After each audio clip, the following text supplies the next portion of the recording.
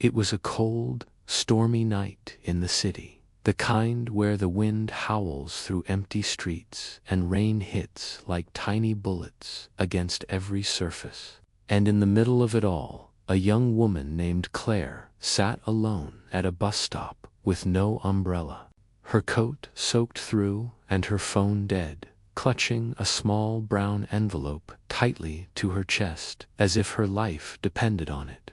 She had been running from something or someone, but she didn't know anymore whether it was fear or pain or just life itself that had made her flee from her apartment that night. Her breathing grew uneven, and her vision started to blur. But she refused to cry not again.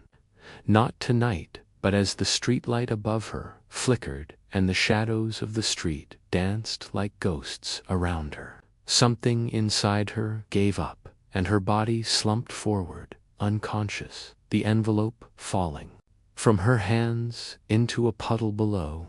Nobody saw her fall, nobody, except for a man dressed in plain black clothes, walking slowly down the opposite sidewalk with a hood over his head and gloves on his hands. The kind of man who most people wouldn't notice, even if he passed them twice.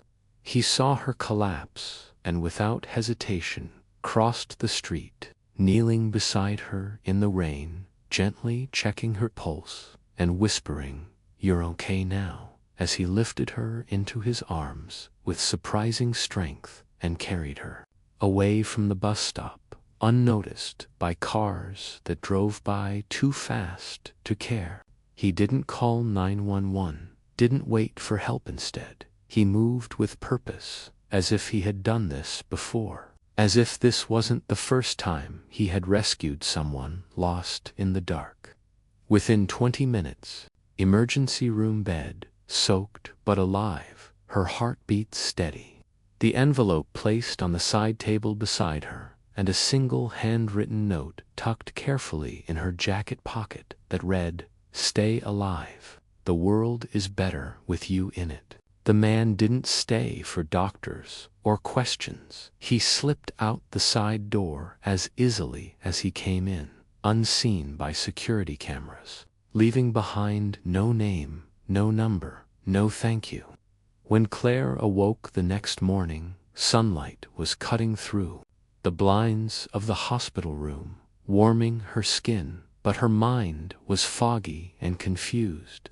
A nurse smiled and told her someone had brought her in during the night, said she had passed out from exhaustion and dehydration, but nobody knew who the man was. He had left no details. As Claire sat up and reached into her pocket, her fingers touched the small folded note, and when she opened it and read the words, she felt something deep inside her shift. She didn't know his name, didn't know why he helped her, but she knew in that moment that she couldn't forget him, not just because he saved her life, but because in a world full of people who walk past pain, he had chosen to stop and care. And so, the question began to haunt her. Who was he? Where did he go? Why did he choose her? The rain may have stopped outside, but the storm inside her had only just begun.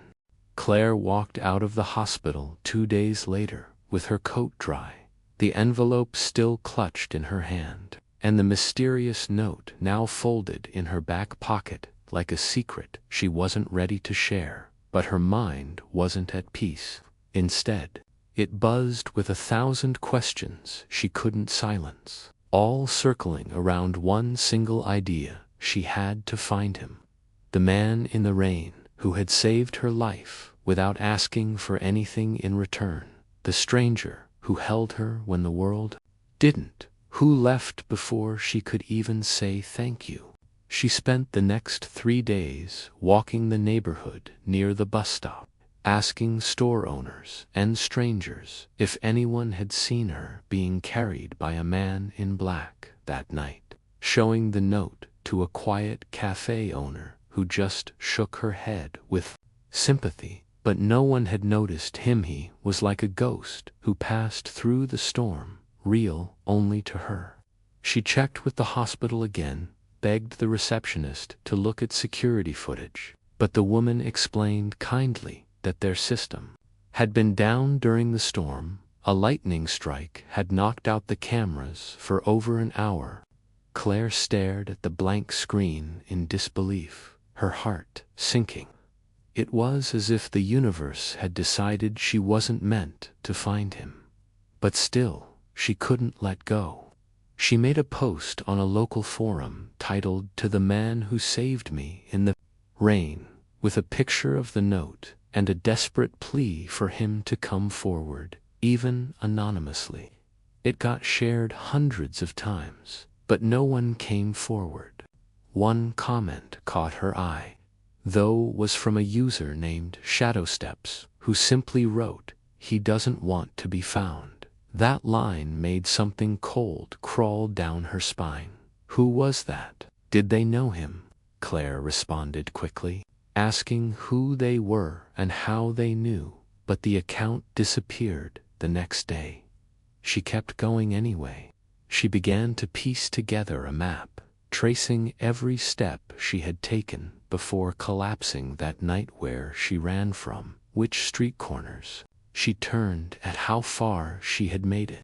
She remembered hearing footsteps behind her earlier that night, maybe even feeling watched, but in her panic, she hadn't looked back. Was he following her? Was he already watching before she fainted? It should have scared her, but strangely, it didn't. There was something comforting in thinking that someone had been keeping an eye on her, someone who didn't mean harm. Still, the thought that someone could be watching her now made her glance over her shoulder more than once.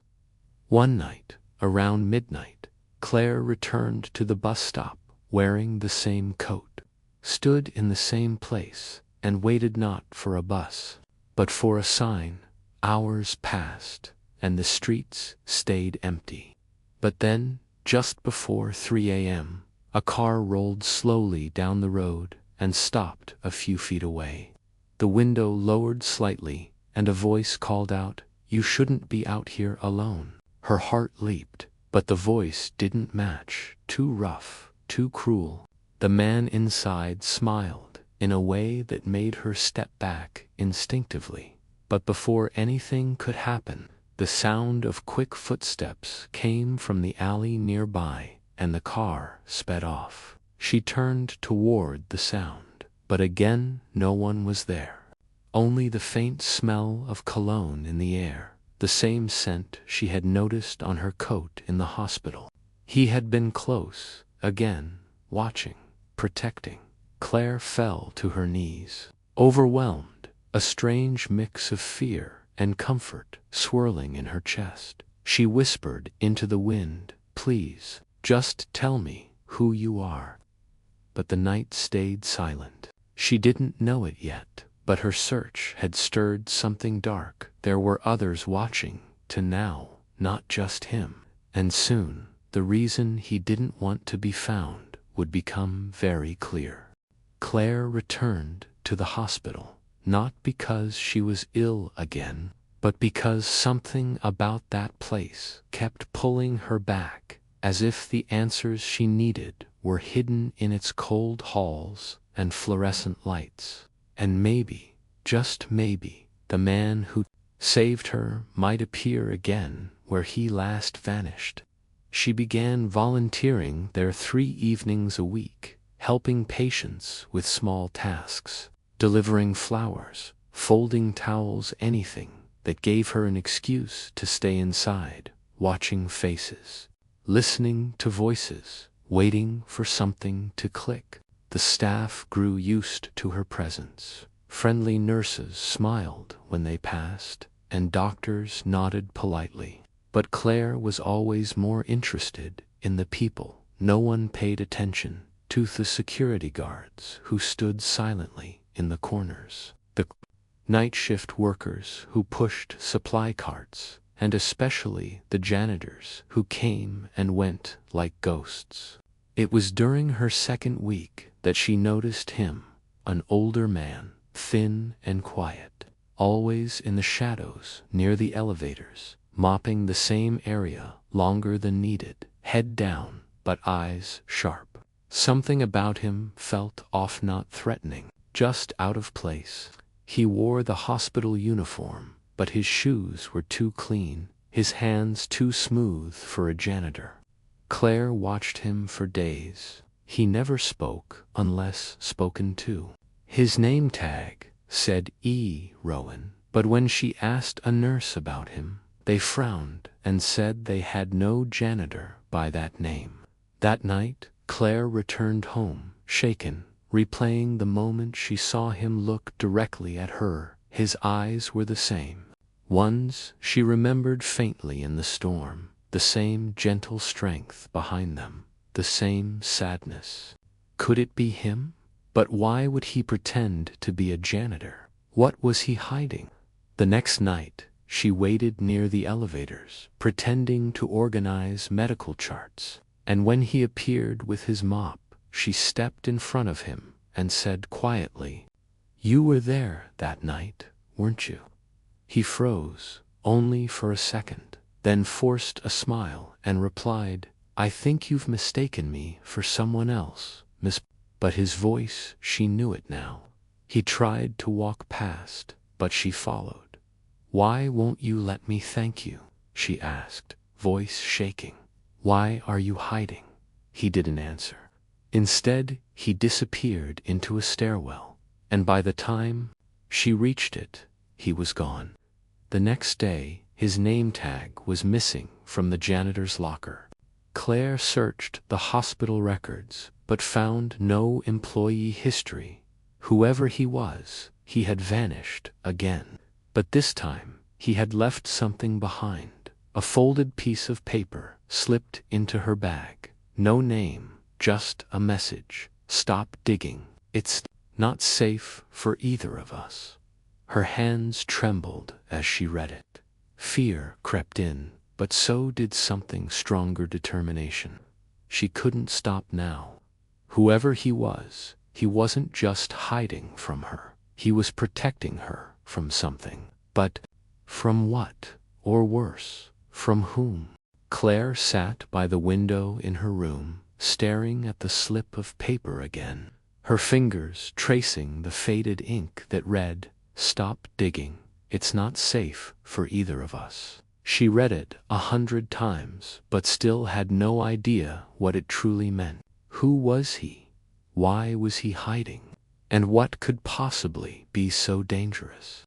The questions didn't let her sleep, and the memory of his eyes, the way they seemed to carry pain, guilt, and care all at once, haunted her more than the storm ever did. She returned to the hospital again, searching quietly, questioning the staff, looking through employee logs, but it was as if E. Rowan had never existed.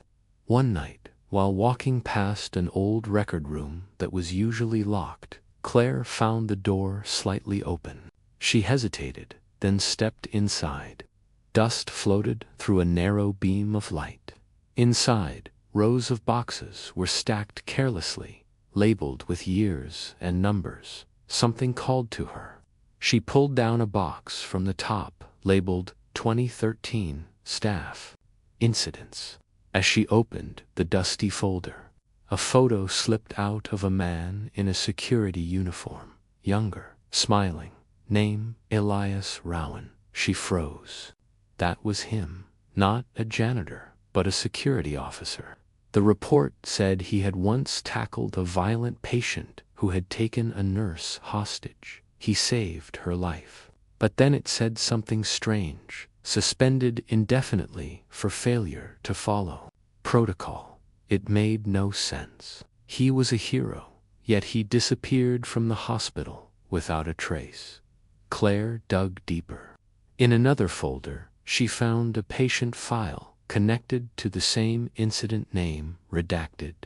Notes scribbled in red ink read, "Do not contact family, considered dangerous." Her heart pounded. Elias hadn't just saved lives once, he had done it twice. But someone didn't want that story told. As she walked back to the elevator, someone grabbed her arm. A woman, middle-aged, stern face. "You shouldn't be in there," she said coldly. Claire apologized, but the woman leaned closer and whispered, "If you're looking for Rowan, stop. Some things are better left buried." Then she turned and walked away. Claire felt a chill down her spine. That night, she couldn't sleep. Her dreams were filled with images of locked doors, crying voices, and a man standing in the rain, always watching, always leaving. The next day, Claire returned to the park where she had first collapsed during the storm. She sat on the same bench and waited, hoping he'd come again. Hours passed. Just as she was about to leave, a voice behind her said, "You're not going to stop, are you?"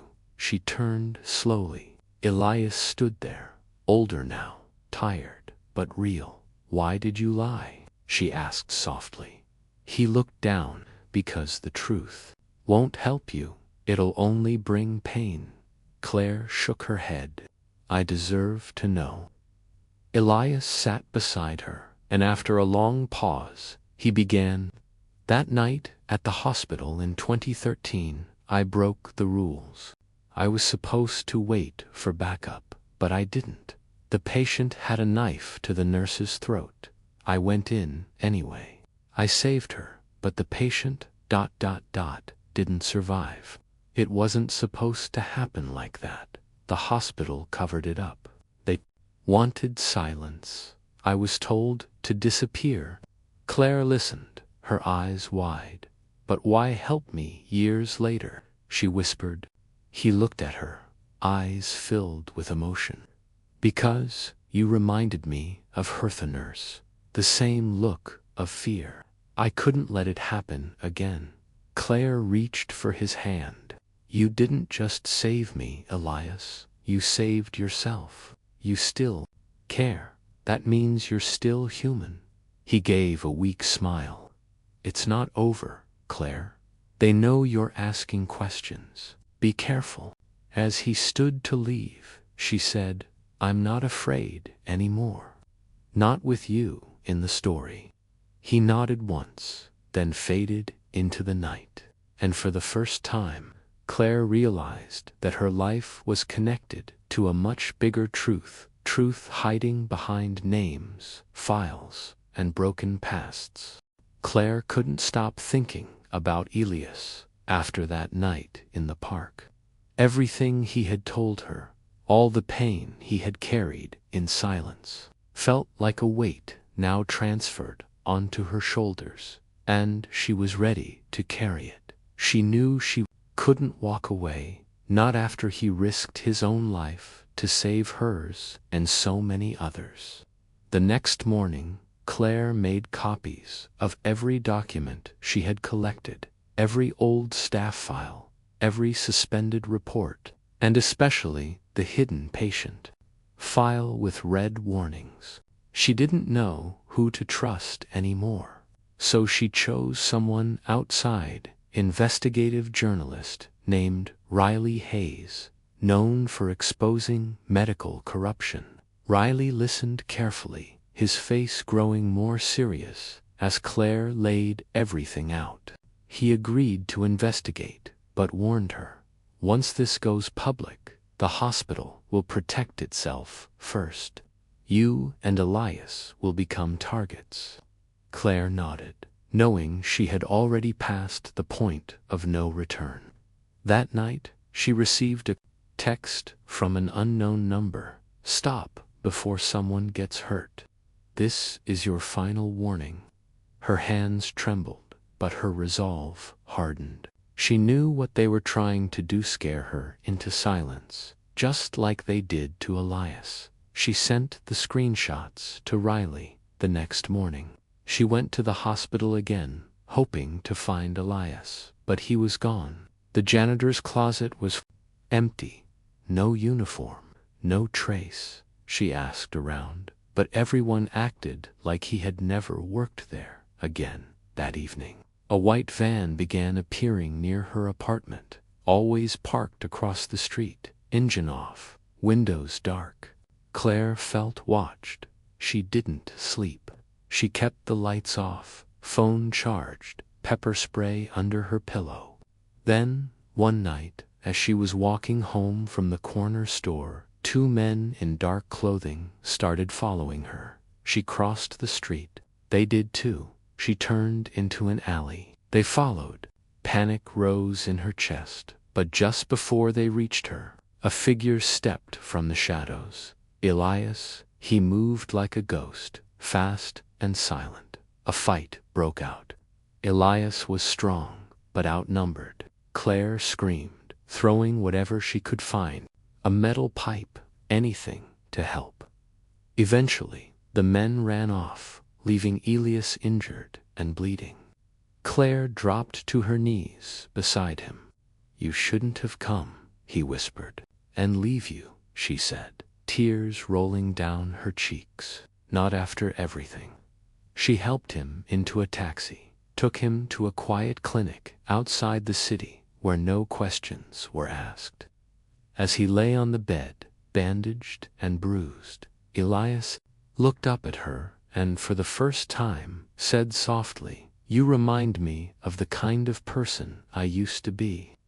Claire smiled gently, brushing his hair back. "Then let's bring that person back." Over the next few days, Claire stayed by his side, feeding him, protecting him, doing everything he once did for her. It was her turn to save him now. Meanwhile, Riley released the first part of his investigation. The story exploded. The hospital was accused of years of cover-ups, wrongful suspensions, and illegal patient silencing. The public outrage was massive. Reporters camped outside the hospital. Police opened an inquiry. Claire's name came out as the whistleblower. The threats intensified, but so did the support. One evening, Elias stood by the window, watching the rain pour outside. Claire joined him. "You ready?" she asked. He looked at her, a flicker of the old strength in his eyes. "Let's finish this." The next day, they walked into the police station together. Elias gave a full statement, admitted everything: the night he saved the nurse, the cover-up, the guilt. But now, with Claire beside him, it no longer felt like the end. It felt like a beginning. Weeks later, the hospital's board was fired. A new leadership was appointed. Elias was offered a formal apology and full reinstatement, but he declined. Instead, he chose to work with a non-profit that protected hospital staff from wrongful retaliation.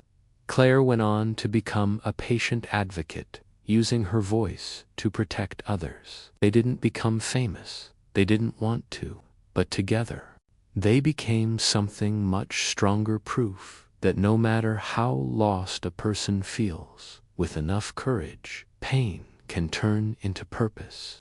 And on rainy days, when the city grew quiet, Elias and Claire sometimes sat on that same bench in the park's side by side, two lives once broken, now healing because one man chose to save a stranger, and she chose to never let him be forgotten.